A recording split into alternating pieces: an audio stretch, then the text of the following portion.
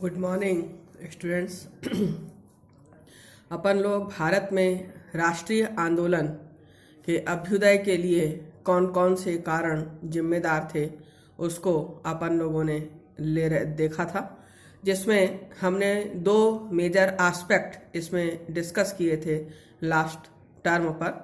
एक religious movement और दूसरा था पॉलिटिकल एंड एडमिनिस्ट्रेटिव रीजन्स, कि किस प्रकार से इन राजनीतिक और प्रशासनिक कारणों ने, इन धार्मिक और सामाजिक कारणों ने भारतीय राष्ट्रीय आंदोलन के लिए एक जागरण की भूमिका निभाई। आज हम लोग जो कारण लेने जा रहे हैं वो है इकोनॉमिक फैक्टर्स। इसमें आप देखिए कि किसी भी जगह पर यदि कोई वायलेंस होता है या कोई टर्बुलेंस होता है या कोई क्रांति होती है तो आर्थिक असंतोष या इकोनॉमिक अनरेस्ट एक सबसे बड़े कारण के रूप में जिम्मेदार होता है। और विश्व की अधिकांश क्रांतियों के पीछे हमें आर्थिक अभाव एवं शोषण का हाथ देखने को मिलता है, या ये कहें कि अधिकांश क्रांतियों के पीछे आर्थिक अभाव और शोषण ही महत्वपूर्ण जिम्मेदार फैक्टर होते हैं। भारतीय राष्ट्रीय आंदोलन के ऊपर भी हमें इसका महत्वपूर्ण प्रभाव देखने को मिलता है, क्योंकि ब्रिटिश शासन के पूर्व भारत औद्योगिक रूप में पश्चिमी तरीके से तो इतना डेवलप्ड नहीं था, लेकिन कुटीर उद्योग धंधों के फॉर्म में small factories, small scale industries के रूप में भारत में जो आर्थिक स्थितियां थीं वो बहुत ही अच्छी थीं। मीन्स विलेज के लेवल पर भी हमें आर्थिक स्वावलंबन देखने को मिल रहा है। प्रत्येक गांव आर्थिक दृष्टिकोण से स्वावलंबी था। अन्न पर्याप्त मात्रा में पैदा होता था। जो घरेलू उद्योग धंधे थे, जो हस्तकला थी, जो कारीगरी थी, वो काफी विकसित थी। तो ऐसी स्थिति में भारतीयों की जो इकोनॉमिक कंडीशंस थी वो अपने आप में सेटिस्फैक्ट्री देखने को मिलती है। लेकिन जैसे ही अंग्रेज इंडिया आए और इंडिया आने के बाद उन्होंने जैसे जैसे अपने पैर फैलाने शुरू किए, वैसे वैसे जो हमारा पुराना आर्थिक ढांचा था वो चरमराने लगा, वो टूटने लगा। उद्योग धंधों का विनाश होने लगा उनकी आर्थिक नीतियों की वजह से। कपड़ा और अन्य वस्तुओं के निर्यात के बदले आयात होने लगा और भारतीय धन इंग्लैंड जाने लगा। जो ड्रेन ऑफ वेल्थ का कंसेप्ट हमें बाद में देखने को मिलता है वो हमें यहाँ पर शुरू होता हुआ दिखाई दे रहा है। उद्योग धंधों के विनाश की वजह से, उद्योग धंधों के समाप्त हो जाने की वजह से लोगों का जो झुकाव था, जो प्रेशर था रोजगार के लिए, वो अब कृषि की तरफ बढ़ने लगा। तो ऐसी स्थिति में जमीन के ऊपर हमें जमीन बोझ बढ़ता हुआ दिखाई दे रहा है। दूसरी बात, समय समय पर जो अकाल पड़े, उन अकालों के प्रकोप ने भी भारतीयों की दशा को और भी ज्यादा दयनीय बना दिया। अंग्रेजों के जो स्वतंत्र व्यापार की नीति थी, उस स्वतंत्र व्यापार की नीति ने उद्योग धंधों को बड़ा जबरदस्त आघात पहुंचाया। देश में अनएम्प्लॉयमेंट फैल गया, भूखमरी की स्थिति आ गई, शिक्षित वर्ग में असंतोष उत्पन्न होने लगा, क्योंकि पढ़े लिखे जो लोग थे उनको बेकारी के दिन देखने पड़ रहे थे। और जिस प्रकार की नीतियां ब्रिटिश सरकार के द्वारा अपनाई जा रही थी शिक्षित वर्ग के प्रति, उसने भी भारतीयों में एक आर्थिक असंतोष की भावना को पैदा किया। परिणाम ये हुआ कि 19वीं शताब्दी में जो भारत की आर्थिक दशा थी वो हमें बड़ी ही खराब स्थिति में दिखाई दे रही है। इसको विलियम हंटर के शब्दों में हम ये कहें तो ये कह सकते हैं कि ब्रिटिश साम्राज्य में रैयत ही सबसे अधिक दयनीय है, क्योंकि उनके मालिक ही उनके प्रति अन्यायी हैं। फिशर के शब्दों में हम कहें तो ये कह सकते हैं कि लाखों भारतीय आधा पेट भोजन करके अपनी जिंदगी का निर्वाह कर रहे थे। दिनसा वाचा के शब्दों में कहें तो कह सकते हैं कि भारतीयों की जो आर्थिक स्थिति थी वो अत्यधिक बिगड़ चुकी थी और उनमें अधिकांश को केवल दिन में एक बार भोजन करके संतुष्ट करना पड़ता था। तो ब्रिटिश आर्थिक नीतियों के कारण असंतोष की भावना उत्पन्न होने लगी। भारतीयों को ये विश्वास होने लगा अब धीरे धीरे कि उनके इस बिगड़ती हुई आर्थिक स्थिति के लिए, उनके इस डिटीरिएटिंग इकोनॉमिक सर्कमस्टांसेस और कंडीशंस के लिए अंग्रेज ही जिम्मेदार है, जो हम भारतीयों का धन लूट करके ब्रिटेन में ले जा रहे हैं, हम भारतीयों का धन लूट करके अपना खजाना भर रहे हैं। तो अंग्रेजी सत्ता से अब छुटकारा पाने के लिए जो भारतीय थे अब वो व्याकुल होने लगे और भारतीय राष्ट्रीय आंदोलन में अब इन लोगों के द्वारा सक्रिय भूमिका का निर्वाह किया जाने लगा। हम गुरमुख निहाल सिंह के शब्दों में कहें तो ये कह सकते हैं कि इस तथ्य को अस्वीकृत नहीं किया जा सकता कि बिगड़ती आर्थिक दशा तथा सरकार की राष्ट्र विरोधी आर्थिक नीति का अंग्रेज विरोधी विचार तथा राष्ट्रीय भावना को जगाने में काफी हाथ था। नेक्स्ट जो हम कारण लेंगे वो है सोशल फैक्टर्स, सामाजिक कारण। पिछले टर्म पे हम लोगों ने धार्मिक आंदोलनों का जिक्र किया था और उसमें हमने ये देखा था कि जब राष्ट्रीय आंदोलन हमारा शुरू हुआ तब उसमें राजनीतिक आंदोलन के साथ साथ, राजनीतिक कारण के साथ साथ सामाजिक और धार्मिक आंदोलनों के द्वारा एक जबरदस्त भूमिका का निर्वाह किया गया। तो हम उधर धार्मिक आंदोलन देख चुके हैं। नेक्स्ट हम जो लेंगे वो है समाज सुधार आंदोलन।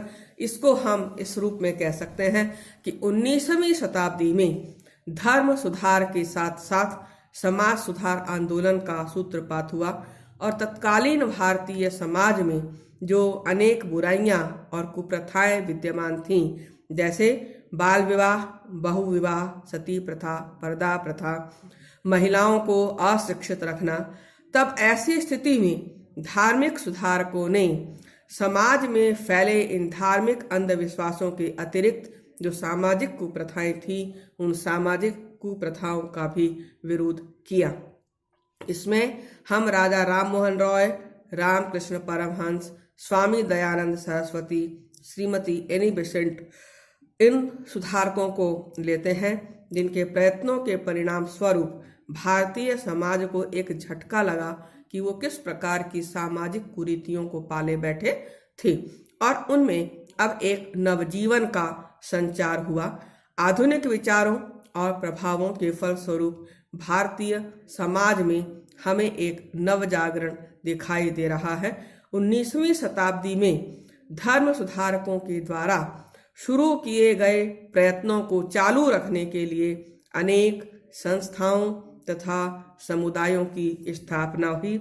इसमें ब्रह्म समाज, आर्य समाज, प्रार्थना समाज, रामकृष्ण मिशन का हम जिक्र कर सकते हैं। नेक्स्ट हम लोग लेंगे इसमें रेशियल डिस्क्रिमिनेशन की पॉलिसी, जातीय विभेद की नीति। ब्रिटिश सरकार के द्वारा, ब्रिटिश शासकों के द्वारा जातीय भेदभाव की नीति को अपने एक्यूट फॉर्म में अपनाया गया, जिसने भारतीयों की क्रोधाग्नि को भड़काने का कार्य किया। 1857 के विप्लव के उपरांत, 1857 की क्रांति के उपरांत जाति विभेद की जो नीति थी वो और भी ज़्यादा तीव्र हो गई। अंग्रेजों ने अब भारतीयों से मिलना जुलना कम कर दिया, संपर्क कम कर दिया। उनका जो रेजिडेंस हुआ करता था, जो उनका निवास स्थान हुआ करता था, अब वो भारतीयों के निवास स्थान से बिल्कुल अलग बनने लगे और भारतीयों से अब वे अशिष्ट और घृणित व्यवहार करने लगे। केवल यही नहीं, वे भारतीयों को आधा वनमानुष, हाफ गोरिल्ला और आधा निग्रो समझते थे। इसमें गैरेट का हम एक कोटेशन लें तो बहुत अच्छा इस पे प्रकाश पड़ेगा, और वो ये कि यूरोपियंस की जो जाति विभेद की नीति थी वो 3 सिद्धांतों पर आधारित थी। नंबर 1, एक यूरोपियन का जीवन अनेक भारतीयों के जीवन के बराबर है। नंबर 2, भारतीय केवल भय और दंड की भाषा ही समझते हैं। नंबर 3, यूरोपियंस भारत में लोकहित के दृष्टिकोण से नहीं आए थे, बल्कि निजी स्वार्थ की सिद्धि के लिए यहाँ पर आए थे। सर हेनरी कॉटन ने भी इस संदर्भ में लिखा है कि अंग्रेज भारतीयों को काले हबशी मानते थे, जो पत्थरों की पूजा करते थे और पिस्सुओं के सदृश बांस के घरों में रहते थे। न्याय के मामलों में, या हम ये कहें कि न्यायिक क्षेत्र में, जातीय विभेद को स्थान दिया जाता था। अंग्रेजों ने भारतीयों की हत्याएं कर डाली, लेकिन उनको किसी भी प्रकार का कोई दंड नहीं दिया गया। इस संबंध में सर हेनरी कॉटन का ये कहना था कि यदि चाय के रोपक के ऊपर या टी प्लांटर के ऊपर किसी असहाय कुली को क्रूयली पीटने का आरोप लगता था, तो उसका निर्णय करने के लिए भी उसी टी प्लांटर की जूरी बनाई जाती थी। स्वाभाविक है कि ये जूरी अभियुक्त के पक्ष में होती थी। यदि न्यायालय के हस्तक्षेप से या अन्य किसी कारण से यदि वो अपराध प्रूव हो जाए, तो अंग्रेजों का जो सारा का सारा जनमत था वो जजेस की कोर्ट के इस निर्णय की निंदा करता था, और जो एंग्लो इंडियन न्यूज़पेपर्स थे वो उस आग में घी डालने का काम करते थे और अपने उस इंग्लिश न्यूज़पेपर में इस विरोध को व्यक्त करते थे। केवल यही नहीं, बल्कि अपराधी के व्यय के लिए वो चंदा भी इकट्ठा किया करते थे। प्रभावशाली व्यक्तियों के द्वारा सरकार के लिए स्मरण पत्र तैयार किया जाता था और अभियुक्त के छुटकारे के लिए निवेदन किया जाता था। अंग्रेजों की जाति विभेद की नीति ने भारतीयों में उनके प्रति घृणा का भाव उत्पन्न किया। परिणाम ये हुआ कि ब्रिटिश शासन के प्रति अब भारतीयों में विद्रोह की ज्वाला फूटने लगी, और इस तथ्य ने राष्ट्रीय जागरण की भावना की वृद्धि में अपना अद्भुत सहयोग दिया। नेक्स्ट जो हम पॉइंट ले रहे हैं वो है भारतीयों का विदेश गमन।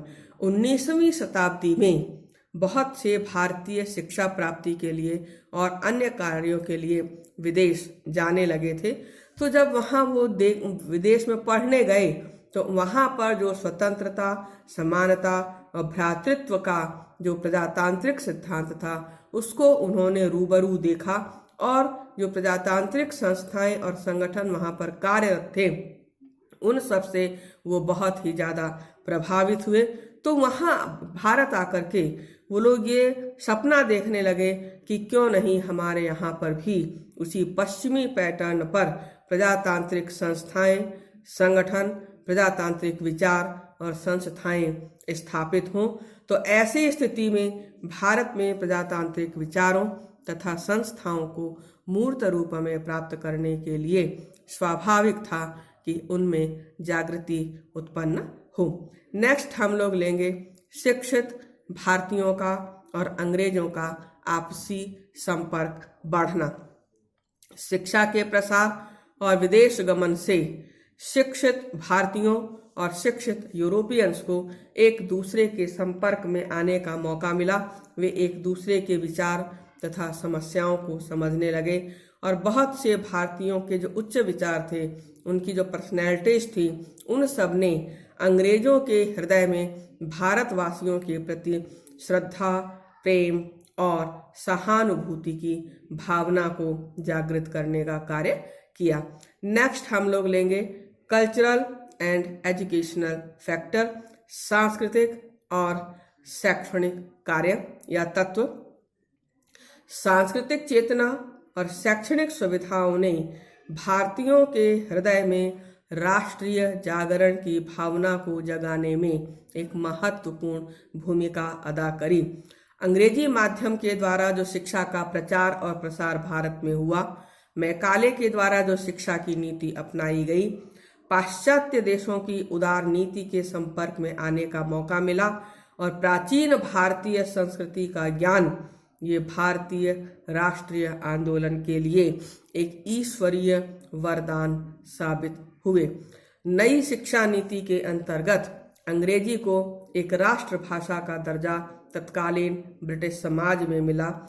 क्योंकि लंबे समय तक तो संपूर्ण भारत के लिए किसी एक भाषा का अभाव था, जिसकी वजह से विभिन्न भागों के विभिन्न भाषा भाषी भारतीय संगठित नहीं हो पा रहे थे और उनमें विचारों का जो आदान प्रदान था वो संभव नहीं हो पा रहा था।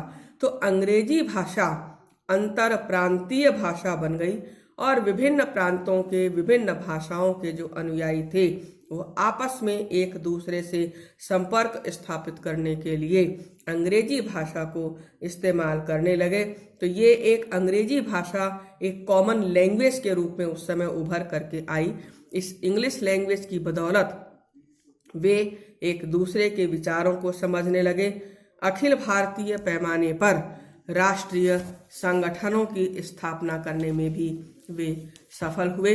अंग्रेजी भाषा ने सामान्य माध्यम के रूप में देश को एकीकृत करने का एक महत्वपूर्ण कार्य किया और इस अंग्रेजी भाषा के चलते ही जो प्रगतिशील भारतीय थे, जो पाश्चात्य विचारों और स्वतंत्रता का ज्ञान प्राप्त कर सके, उन्होंने इसको व्यावहारिक रूप में इम्प्लीमेंट करने के लिए व्यावहारिक रूप में उसको यहाँ पर लागू करने की भी कोशिश की।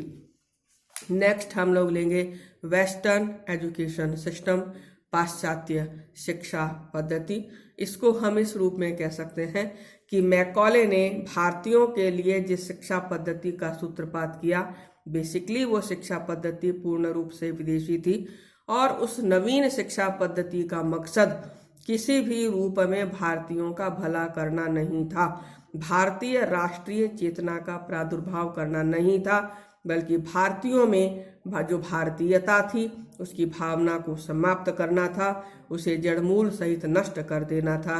और इस उद्देश्य को प्राप्त करने में काफ़ी कुछ हद तक ब्रिटिशर्स सफल भी हुए, क्योंकि भारत में एक ऐसे वर्ग की स्थापना तो ऑफकोर्स हुई जो रुचि, विचार, शब्द, अपने रहन सहन, अपने तौर तरीकों से अंग्रेजी हो, और इसमें वो काफ़ी हद तक सफल रहे, क्योंकि भारतीय लोग जो इस तरीके से अंग्रेजी सभ्यता प्राप्त करके अंग्रेजियत की जो सभ्यता उन्होंने हासिल करी, वो भारतीय सभ्यता और संस्कृति को हेय दृष्टि से देखने लगे। लेकिन साथ में इसका एक दूसरा असर भी हुआ, और वो ये हुआ कि मैकाले की जो शिक्षा पद्धति थी वो भारतीयों में नवयुग का सूत्रपात करने और उनमें राष्ट्रीय भावना को जगाने में सफल हुई।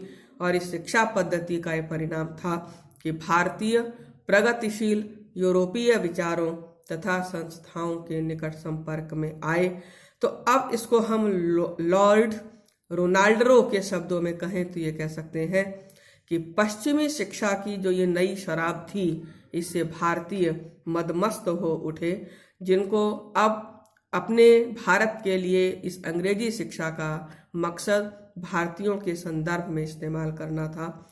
सर हेनरी कॉटन के शब्दों में कहें तो ये कह सकते हैं कि ये केवल शिक्षा, खासकर पाश्चात्य प्रणाली की शिक्षा का परिणाम है कि विविधता से भरा भारत एक सूत्र में बंध सका। विविध भाषाओं के चलते एकता का दूसरा सूत्र संभव नहीं था। और मैकाले खुद भी ये ख्वाब देख रहा था कि ब्रिटिश इतिहास के लिए ये गौरवपूर्ण दिन होगा जब यूरोपीय ज्ञान में शिक्षित भारतीय भारत में भी यूरोपीय शिक्षाओं संस्थाओं की इनकी मांग करेंगे। बात हम लोग कर लेंगे। Thank you.